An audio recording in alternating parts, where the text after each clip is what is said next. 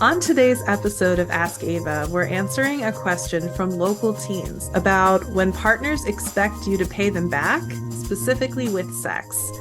My name is Jessica Scoltetti. I'm an outreach and prevention manager at Safe and Sound Somerset.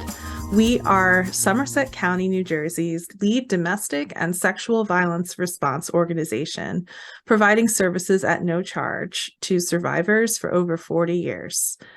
So today's question from local teens is, Dear Ava, what if my partner lets me use their car but expects me to pay them back with sex?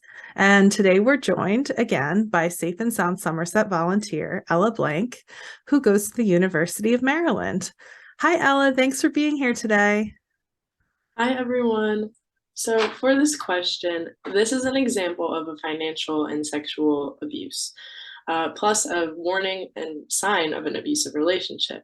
So, if your partner is trying to manipulate and control you, unfortunately, this does happen with a lot of teens and adults, and it is never the survivor's fault. If you do not want to participate in having sex, your partner should not hold that against you, no matter what. Your partner should be letting you use their card to be kind and support you, not because they expect something from you in return. Yeah, another way to describe this question is called transactional sex, which is like there's an exchange of some kind. Like think when you're at the store and you make a transaction, right? There's an exchange of money for what you're buying.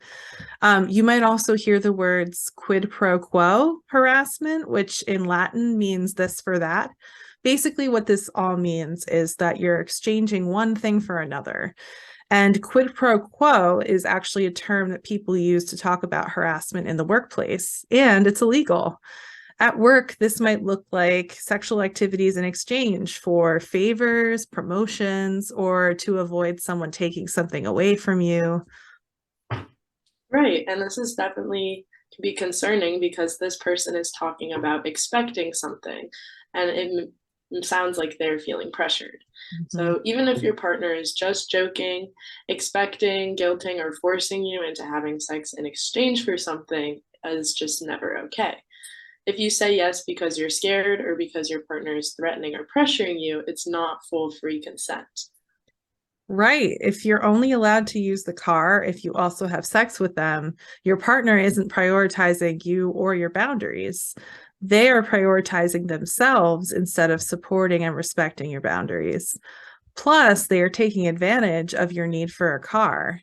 Actually, in a recent national study on economic abuse by the organization Futures Without Violence, 34% of teens reported that they felt pressured to pay their partner back with physical or sexual contact. This is honestly really disturbing to me as someone who works in the domestic and sexual violence field. Yeah, that's definitely a really scary statistic for me too. Sex does not have to be an expected part of a relationship. There are times when people want to wait, or they feel like they aren't ready, or they could even just not be in the mood. And just because you're in a relationship doesn't mean that you have to have sex. Same thing goes with the car. Just because someone is doing something nice for you, you are not obligated to do something for them in return. Totally. And also, your partner has the right to not let you use their car. They are allowed to set that boundary too, because it's also harmful for someone to demand that the other person allow them access to something like a car at all times. But your partner should never use this access to the car to manipulate you or pressure or threaten you. Also, check out our recent episode on gift giving, episode 143. In that episode, we're talking more there about when partners expect a gift or something else back after they've given you a gift. So, thanks again for being here today, Ella. Of course. Thank you for having me.